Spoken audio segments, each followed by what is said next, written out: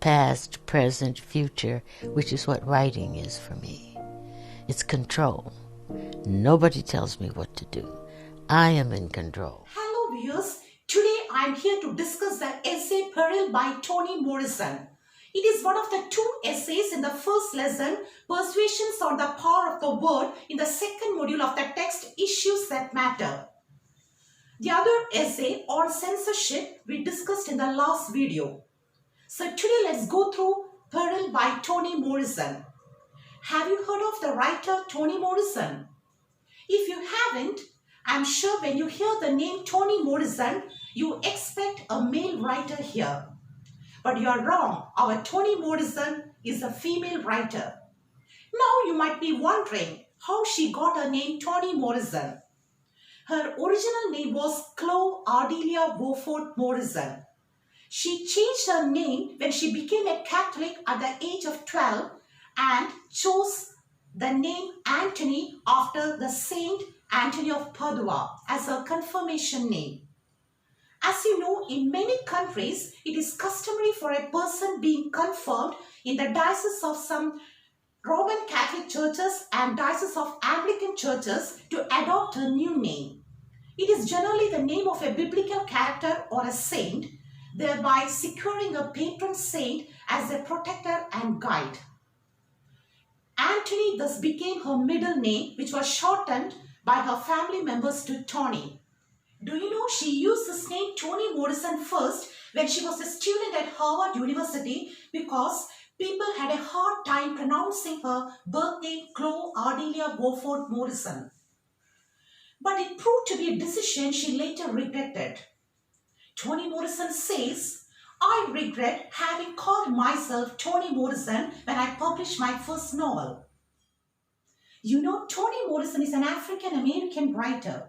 She was a novelist, essayist, editor, and a professor. After receiving her Bachelor of Arts degree from Harvard University, she took her master's degree in English from Cornell University in Ithaca, New York. Later, she served as a teacher in Texas Southern University, Harvard University, and Princeton University.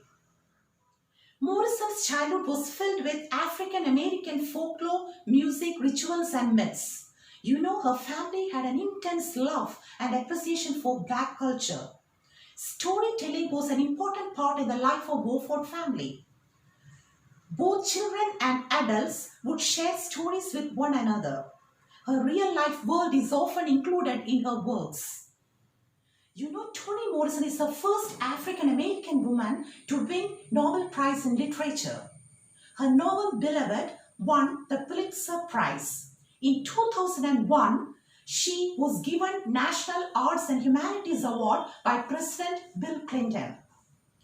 On this occasion of the award ceremony, Bill Clinton said, "Toni Morrison had entered America's heart." Well, now let's have a glance at her best-known works. Toni Morrison's first novel is The Bluest Eye, which she wrote while she was in a writers' group at Harvard University. It is a story of an African-American girl who is obsessed by white standards of beauty and longs to have blue eyes. Her best-known works are Sula, that examines the dynamics of friendship and unity within the community. Another work, Song of Solomon, is narrated by a man who is in search of his identity. Tar Baby is yet another one that explores conflicts of race, class, and sex.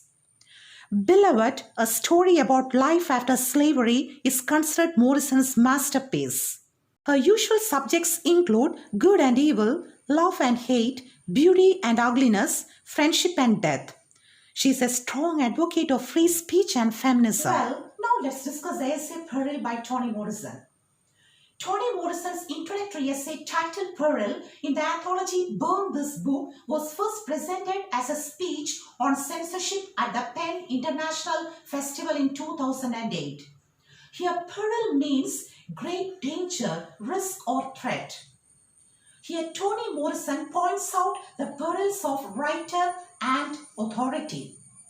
She stresses on our duty to protect the written word as there is danger for despots, I mean dictators, caused by the existence of the writer and danger to truth caused by the writer's persecution. So I hope the two perils are clear. Peril of the writer and peril of the authority. As you know, in the world there are many countries governed by authoritarian regimes, dictators and despots. You know, in such countries, people virtually have no authority.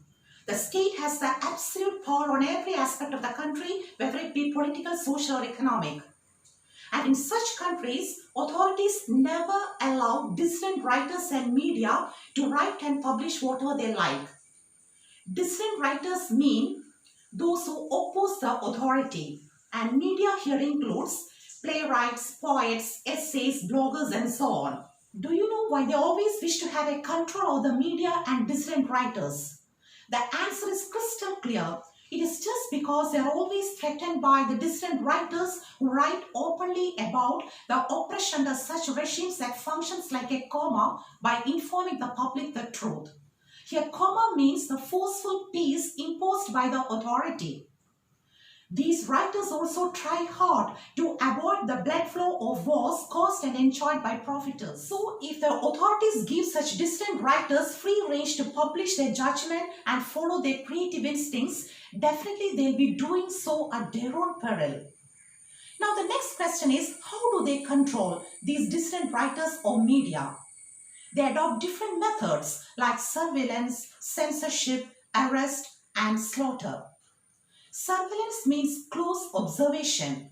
You will have seen when you enter a mall, it's written you are under surveillance. It means you are under close observation. Censorship we have already come across in the essay on censorship by Salman Rushdie. Now, slaughter here means killing of a large number of people. The history of persecution of writers is a long one according to Toni Morrison. Now there arises a question whether these writers and their works are necessary to mankind. Yes, they are. You know, in many countries, people are suppressed by the authority and they have no voice. In such a situation, writers act as their mouthpieces. They speak for the people. They pent out their thoughts, trauma and feelings. So definitely the authority tries to control free speech. Just imagine a life deprived of art. It is very difficult to enter such a life. Here Toni Morrison says we should stand together to protect the freedom of the writers who write for us. These writers survive censorship, threats and even executions through their creativity. Writers enable us to create a chaos for us. Chaos here means a state of disorder, or in other words, it is the voice of the people. You know, the two usual responses from the part of the authority to handle chaos are naming and violence. When the chaos is peaceful and unknown, they merely names it. For example, those who oppose the authority are usually named as anarchists, Maoists, terrorists, and antichrist. When the chaos resists and rebels against the imposed order, you know, the most rational response on the part of the authority is violence. They may go to any extent to suppress brutally the voice of the people. It includes suppression, threats, and even deaths. Besides these two responses, there is a third response, that is stillness. It is passivity or silence. It can be a palliative fear, I mean a state of being unable to act. Whatever be the chaos or response to it, writers are the ones who create a meaning out of this chaos. They come forward with their whispered poems, I mean swallowed poems for the fear of being overheard by the wrong people.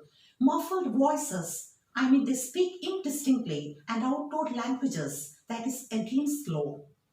So the life and work of the writers are not at all a mere gift to mankind but a necessity. Here Toni Morrison says the life and work of the writers facing peril must be protected at any cost, because their absence is a peril to us as well. Just remember that. So that's the end of the session. Hope you have enjoyed the session. Thank you for watching.